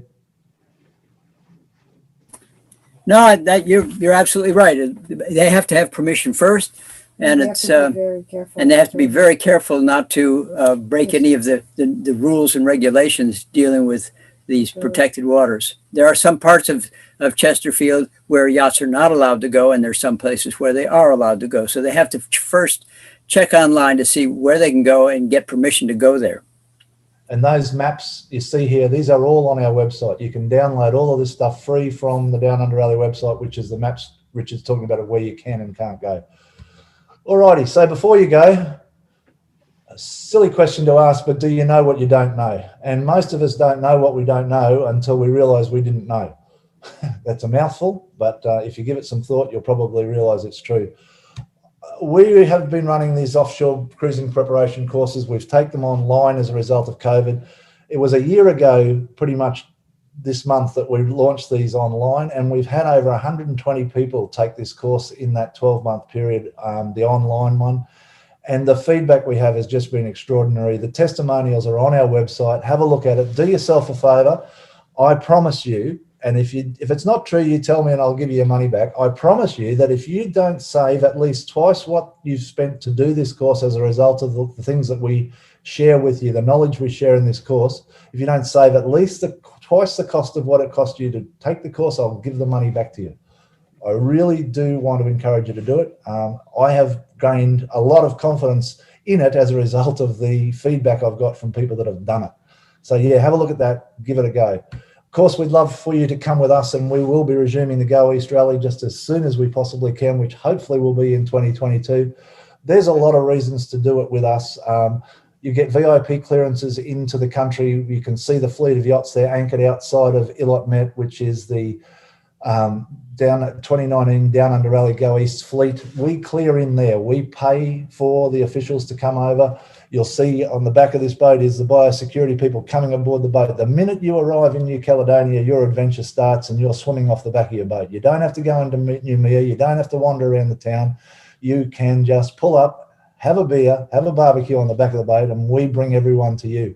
Then when it's all done, we're into the resort where we've got a free week's use of all of the resort facilities as rally participants, the pools, everything there. We have some information sessions that Richard comes along to and shares his knowledge with us. We have some cultural experiences. We have some barbecues and parties, and we have pretty much a fat time for a week or so after we arrive, and then off we go. So it's, yeah, look, please do come with us, make some memories with us, and I'm sure you'll enjoy the experience. Again, our YouTube channel, we've got videos here of past participants who've done our rallies. These are our own videos, families and so forth. If you still want to know more about going to New Caledonia, including making the voyage, jump onto our YouTube channel, have a look.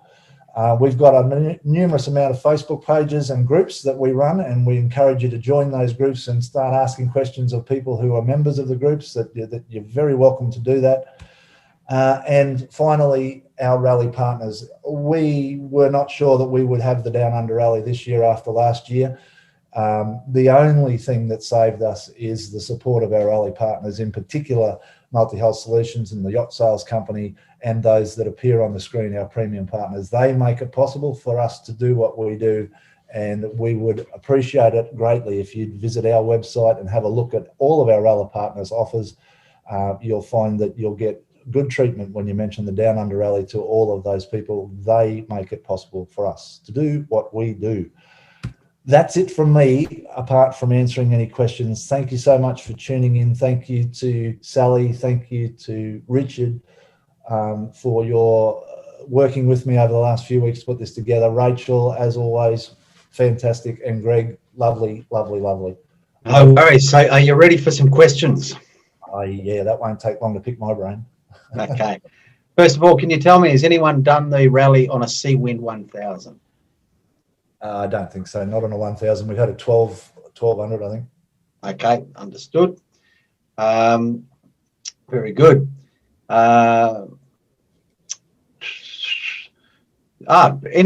think we asked this last time. Has anyone joined in with a power vessel, not just a sailing vessel? Yeah, absolutely. I'm a fair weather sailor, so I'm choosing to sail when it's benign by and large, which suits the powerboat. Our weather windows, we choose them to be very benign if we possibly can. Just going back to your Seawind question, that doesn't mean that boat wouldn't be capable of making that voyage either. No. The minimum requirement is 9 meters length overall, and certain equipment requirements. That's all in our rally terms and conditions of entry. But if the skipper was confident enough and the boat was properly equipped, I'm sure they would be able to quite happily make that voyage. And so in terms of monohulls, you were saying that the smallest monohull that could participate, you do have a minimum length limit of 9.5. Is that what you just said? 9 meters LOA. 9 meters. Yeah. Okay. So what about 28 foot? Circa almost just under 30, actually. I think that's 30 foot. Okay, that's cool. How many slipways are there over there in Umea? Just out of interest, Richard. There's four slipways, but the primary one is at Neuville-Plaisance. There's also some smaller ones in Baie de Numbo, but the one most people use is Neuville-Plaisance. And is that capable of lifting multi-hulls as well as monohulls? No, well, there's two slipways that can haul a catamaran, depending on a size. There's a marine railway that can take up to large ships as well, and they can haul just virtually any kind of catamaran. And then there's another slipway over in Numbo, Caledonia, and that is actually designed for catamarans. Okay, very good. So if you're in New Caledonia on a catamaran and you had to haul out of the water, there is somewhere that can be done. And yes, absolutely. And confidently, there's a resident charter fleet there of catamarans that haul out as often as they need to. So it's no issue for cats. And it depends on the size of the catamaran. Most of the reasonable sized catamarans can haul out at Neuville-Plaisance as well. It just depends on, they use a travel lift. It depends on whether or not the cat can fit into the travel lift. Okay. Now, Richard, there was also a question for you personally. Where were you from originally, and when did you set sail, or when did you leave that location? I'm from New York originally, and I left that location when I was 6 months old. Okay. I've lived a long time. I first moved onto a boat in Miami in 1958, my own boat, and I've lived on yachts ever since then. We moved out into the Pacific and bought the Moira that we're cruising on now in 1975. Wow, fantastic. So you're not a landlubber? No. Okay, changing tack completely. Can you fly a drone in New Caledonia? Yeah, but there are areas that you cannot fly drones. If you cannot fly over Noumea itself or over a populated area, there are rules that are posted on the internet, and you really have to obey those rules. you're not allowed to fly the drones in the national parks, in the marine parks, because they think that it's going to disturb the birds. Yes. So you can fly it in many areas. If you're outside of the park area, you can fly it without any problem, and people have and do, and nobody seems to care. There are some places in Isle of Pines where they don't want you to fly a drone, and it all depends on. You have to, again, as I say, there is a website, and there are regulations that you have to obey to fly a drone here. And that's a really good reason for doing La Coutume. When you go ashore and you do your La Coutume, you ask the chief and perhaps have your drone with you. Say, can I fly my drone? Or they'll tell you, and it's up to them often. Very good. John, probably a question for you, because you'd be getting this question asked a lot by participants in your rally. Are most people able to get their yachts insured? Depends how deep your pockets are these days. Yeah. The comment was that it seems that they're saying insurance is becoming a challenge for some yachties. Is it? It's out there, isn't it? Financially, it's becoming a challenge, especially if it's your first blue water voyage and your crew aren't an experienced crew. If you're short-handed, you're husband and wife or a couple, and you've not made a blue water passage before, you're probably going to find that you represent a greater risk to the insurer than they're wanting to take on, or they're going to charge you an increased premium because of the additional risk you represent. It is the way to overcome that is to find a friend who's done a lot of sailing and say that person's coming with you. Yeah, look, and to be honest, Greg, even that's not going to help. Our premium, we pay on a $450,000 sum insured. We pay just under $4,000 for our insurance locally. So that's our 200 nautical mile Australia range insurance. Our blue water extension, however, is another $4,000. So we pay $8,000 a year. And I have a rally partner who's an insurer. We get a reasonable deal.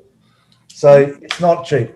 Yeah, but let me make a point here, and that is that in New Caledonia, you must have insurance to go into a marina or to haul out at the slipway, or be in the harbor, or even be in Noumea Harbor. But that's only liability insurance. So your insurance is a lot less if you're not trying to insure the boat for the value of the hull. Liability insurance means that the insurance company will pay out if you run into the dock, or if you run into another boat, or if you sink your boat. Part of the insurance has to include getting rid of the boat if it's sunk. But so it's third-party liability insurance. Yeah, all you really need is liability insurance. I mean, we pay $400 a year for our yacht. And I guess it's about your level of risk. What you're prepared to accept. If I lost my $450,000 boat, I would be in all sorts of trouble. So I can't accept the level of risk that would see me not having it, or not having the money to replace it. I think insurance, it would be a fairly dry and boring webinar, but it almost deserves its own webinar. Oh, okay. Someone asked about chartering options, and we did answer that. I think the major charter operator in Noumea now is Dream Yacht Charters. Correct, Richard? That's absolutely correct. Yep. So if you want to find out about charter, just have a chat to Dream Yachts. And how dependable are the moorings? That's a good question. Over here, Richard. Okay, the moorings are dependable, but you're not supposed to be tied up to them if you're over 10 meters long and the wind is over 20 knots. Yes. So there are areas you can anchor, but it always pays whenever you try and pick up a mooring. First of all, in New Caledonia, people do not pick up private moorings. So if you come into Noumea Harbor and there's a mooring sitting there, that's somebody's mooring. They might be out for a week, or they might be out for a day. They'll be coming back again. But just as a matter of policy, just politeness, people do not pick up strange moorings. The other reason not to pick up a strange mooring is because, unlike Australia, You have no idea what's going to be down there. And many of the moorings in the harbors of New Caledonia, of Noumea, have not been properly serviced. And I think during the last little blow we had, I think we got some winds up to about 60 knots during a small cyclone that came by. And they lost 42 boats.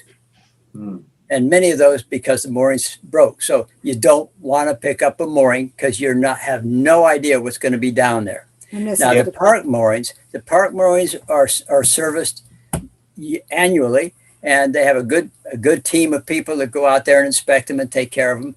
But even those, if I tie up to a park mooring, I'm fairly reasonably sure it's going to be okay for a while, especially if it's not too rough and the winds aren't over 20 knots. But yeah, if it is going to be blowing hard or from a direction where you're going to have a little bit of chop, I dive down and check the mooring. Yep. Very good. And then the next question is, are the park fees for the 10-day cruise, or are there park fees associated with that 10-day cruise you discussed? No, not at all. No fees? No, there's no fees. The only places where there's park fees is at the Parc de la Rivière Bleue, where I believe you just have to pay to drive there. I think if you walk there, you would. Yeah, you don't pay if you drive through. If you walk through. If you walk through, if you park your car outside and just walked in, you don't pay. But if you're going to drive into the park, you have to pay a fee for the park entry, which is like 400 francs. That's like $5. It's 200. So the next question I might throw to Sally. It's from Roy, who's actually in Tonga. He says, my internet is spotty here in Tonga, so I may have missed it, but are carver ceremonies part of the cruiser experience in New Caledonia? And if so, can you talk about the range from tourist shows to local villages? Oh, sorry, my internet is not working well either. I didn't hear the question. Did you hear that, John? Yeah. So carver is something that's used in Caledonia, but it's not it's not like Fiji or Vanuatu in regard to being part of a ceremony. No. It's a recreational choice. Consumption. Yeah. There are carver bars in Noumea and those places that people frequent, but no, it's not a part of a ceremony as such. Correct. And the entertainment that's available there will range anything from Chesher, which you would have seen on our video of the guys in their traditional dress singing, and on some of Sally's videos. From that and to some of the nicest entertainment we've had is when we've been invited into the Kanak villages and their homes, and they don't have televisions and generators and things, and they're sitting around by a fire playing a guitar and singing along, and everyone's there enjoying that experience with them. So there's in the islands there's anything from organised entertainment to impromptu entertainment, and in Noumea there's every sort of entertainment you could possibly want. Okay. Let me contribute to that as well, because throughout the islands and the local communities, they have festivals, and the festivals are advertised on the New Caledonia travel website. So if you go there during the festival, you're going to have some really, really seriously good entertainment from the local people, with dancing and different kinds of foods and bunyas, and so timing your visit to these areas to a festival is well worth doing. Even if you happen to be in Noumea, you can fly to one of the Loyalty Islands and attend the festival and then fly back again. Yep. Hey, Greg, we seem to have enough people here to keep answering these, extrapolating on that a bit. It's really important to understand we've run rallies into Lifu where I've got 40 boats sitting out in the anchorage. That's all been planned and everyone knew it was coming, only to arrive ashore and find out there had been a death in that family in that village in the days preceding our arrival, and nothing is going to take precedence over the period of mourning. Nothing got done. We had none of our things that we had arranged to have done. There was no remorse about it. It was, they are very much living their own traditional values and their traditional way of life. So you might think that you're going to see something and it's going to be all happening, only to get there and find out that the place is just not happening. Which is totally acceptable and understandable. But you've got a lot of people don't get it. We've got to adjust our expectations and just feel fortunate to experience what we experience when we experience it, because we're in their country as visitors. Yep. And then changing tack again, are Navionics charts of the area reliable? What do you want to go, Richard? Yeah, okay. Yeah, they certainly are. In fact, New Caledonia's nautical charts, which are done by the French survey vessels, are very, very good for ships, but not necessarily for small yachts. And in the remote areas, the charts for remote anchorages that a small yacht is going to want to anchor in are not all that good. That's why we do all our own hydrographic surveys. We go into the anchorage, we take our dinghy and go around and check out all of the different ice depth lines and look for dangers that a yacht could get into, check out the bottom types and so on. But the French haven't done that for the charts. Most of the charts that are on the nautical charts are actually old. They were done by the U.S. military when the U.S. military was here during World War II. They're good charts. The Navy does excellent charts, but not for yachts. They're made for ships. So yes, they're very accurate, except when you get into the nitty gritty of trying to drop your hook into a particular little lagoon somewhere in 4 to 5 meters of water. Okay, I'll keep moving. There's still a few questions, folks. So, you talked about the 2 meter pieces of material that you hand over as part of the Kutum. Yep. How many would you normally take with you, John or Richard? How many would you stack on board of those 2 meter? We buy in Noumea, before we leave, we buy I think it's about 40 Australian dollars, a package that is one long length of material. I just can't remember its total size, but we then cut that down to the 2 meter lengths. So we can choose the sizes we give and how often we give it, et cetera, et cetera. So we don't typically buy 10 2 meter packs. We'll buy one large pack and we'll be more generous or less generous with it as we see fit. I'd like to contribute there as well. When we've done Kutum, many times we'll go in and give them the cloth and give do the traditional thing. And then they'll all say, thank you very much. And then they'll turn around and they'll hand us a package with exactly the same thing in it that somebody had given them before, as an exchange. So it's really an exchange of respect. It's a gesture. Here, it's a gesture. That's exactly right. Here, I respect you. I'm pleased to be here, and I'd like to be your guest. It's just like if you go to a party, you knock on the door of your host's house, and they open the door, and you've got something with you that you give to them, a cake or cookies or whatever, and you go in there, and then they are going to give you something back. Now, one thing you do not want to do with the Kutum is give alcohol. You don't give booze in these situations. You give nice things. Sometimes you might want to give something useful, like a big bag of rice, or some canned corned beef. They love that for some reason. And there are things you can give, but basically here it's just the traditional way of saying, I respect you and your property and your ownership of this area, and I'd like to come visit you. So here's the traditional piece of cloth, 1,000 francs, and as I say, though, a lot of times they're going to give it right back to you, so you can give it to somebody else. And when you go ashore, Richard, do they know what to do? So they know that they need to quickly go and find the chief of the village or whatever to take you to. It all like John pointed out, it all depends on where you go, where you're going ashore, and if there's something else that the chief might not be there. Yeah. So you might go in there and say, ask the nearest person, where's the chief's house? And we'd like to do Kutum. And they might say, well, he's over in Away right now. He'll be back tomorrow, or the next day or whenever, and he'll see you then. Okay, good. All right, I'll keep moving along. This is a good question.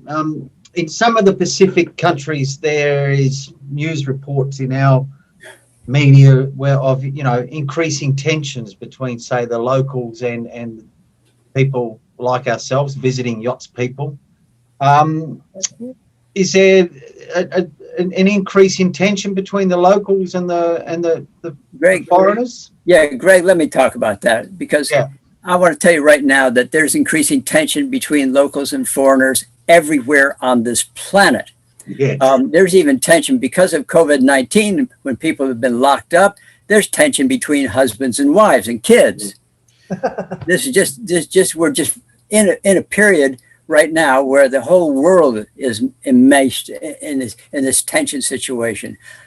I'm hoping that as this, hopefully, COVID plague dies out or we get enough inoculations, that things will get back to normal again. But right now, the people of the islands in the Lifu and Mare and Ovea and even in the Isle of Pines, they don't want visitors.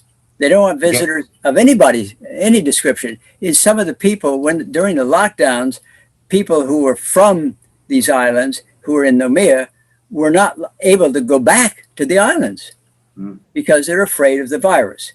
Same thing is happening in Vanuatu. So Totally understandable. there's tensions, and there's a lot of tension everywhere in the world right now. So that's not something you can talk about right now. Let me say this. Before all of this, no, it was no problem. There were some places in Vanuatu and also in New Caledonia where you always had difficulties between the local. You didn't always have, but you had difficulties between the local people. Like in Isle of Pines, you used to be able to anchor anywhere, no problem at all. But the problem is that in some areas, the yachts were not respecting the local people at all. They'd come there and they were fishing. These people in the remote villages in Isle of Pines, their fisheries, that's a livelihood. They're going out there to catch a fish for dinner. And if you have a bunch of yachts come in there and they all go jumping in the water with spear guns and shoot all the fish, it's kind of, it's not very nice. Yeah. And the same thing in one area in Isle of Pines, people were dumping their garbage over the side and it was washing up on the beach. In front of people's houses. In another place, the yachts were having big picnics ashore and then walking off and leaving the crap all over the place. And this irritated the villagers, and understandably so, because the young men would then have to go out there and clean up the island that these guys have messed up. And that's not their job. So yes, there've been tensions, and it's just a question of politeness. However, they've worked out systems where you can go in Isle of Pines, you go into Kuto, you're allowed to go in there, you can anchor there, no problem at all. And if the wind switches, you can go in around Canamera Bay. But in terms of going anywhere else, you can't right now. Yeah, and look, very good. It just comes back to Coach Hume, I think. If you want to find out whether you're welcome, exactly. You go and do your kachum, and you'll soon get a vibe from where you came to as to whether you are welcome or not. Even if you can't speak French or understand French, you get the vibe. And this might be a question for you, Richard. You might know of it, or maybe not. But someone was asking, because I think the understanding earlier was that there's two things you've got to have. If you fly on an aeroplane to New Caledonia now, you've got to prove that you've got travel insurance. So this is different to your yacht's insurance. Correct. Do you know, is there medical travel insurance that can be obtained for people, the senior citizens in our society? As in, once you get to an older age, are you still able to get the travel insurance? I think the person here has asked, can you get travel insurance if you're over 75? I think the answer would be yes, wouldn't it? John, I think you'll have to field that one. I don't know. Yeah, I don't know either. I think you'd have to talk to your travel insurance company. Yeah. I'd invite you to go to our website, into the services directory. There's a sub menu there that says agents and insurance, and in there is a link to the travel insurance company that you'd certainly be able to find out from. It's too broad a question for us to be able to answer on behalf of every insurance company. And then you've mentioned again the name of the ceremony or the welcome. Can you just pronounce that again? I know you struggle with it, John. Kachum. Kuchu, yeah. Richard. Kachum, yeah. Mm-hmm. Yeah. Okay, that's good. It's French her name for custom. Okay, no worries. All good. Now listen, I think we've answered all the questions. I'm just wanting to just make sure we haven't missed any up. So just bear with me. I'm just rolling down the list. I think the insurance, if you want, we've had quite a few questions. Yeah, I think we've answered all of those. Where can medical insurance be attained? There was one there. Someone said, what an amazing man Richard is. What about you and me, John? Yeah. No, I'm all for that. What about you and me?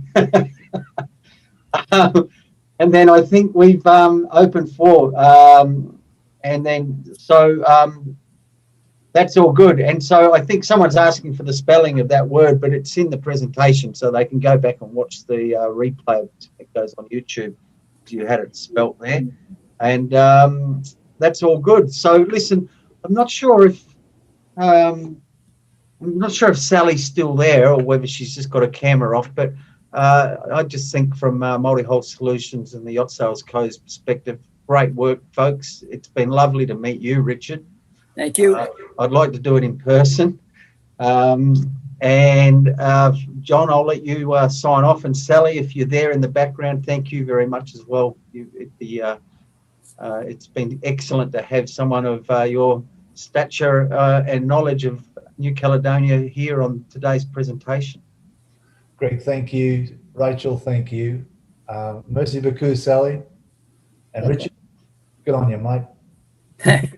Thanks, John. I'd like to say one thing. That is that, number one, this has been a great webinar. I think you've done an excellent job organizing it and pulling it together. And I'd like to point out that of all of the yacht rallies that I'm familiar with, the John's Down Under Rally has been absolutely the best rally anywhere in the Pacific, maybe anywhere in the world. He's done a wonderful job with it. Fantastic. And listen, I know Freddie's in the background there. Is that right? That's right. Yeah. Yeah. And thank you as well, Freddie. You're welcome.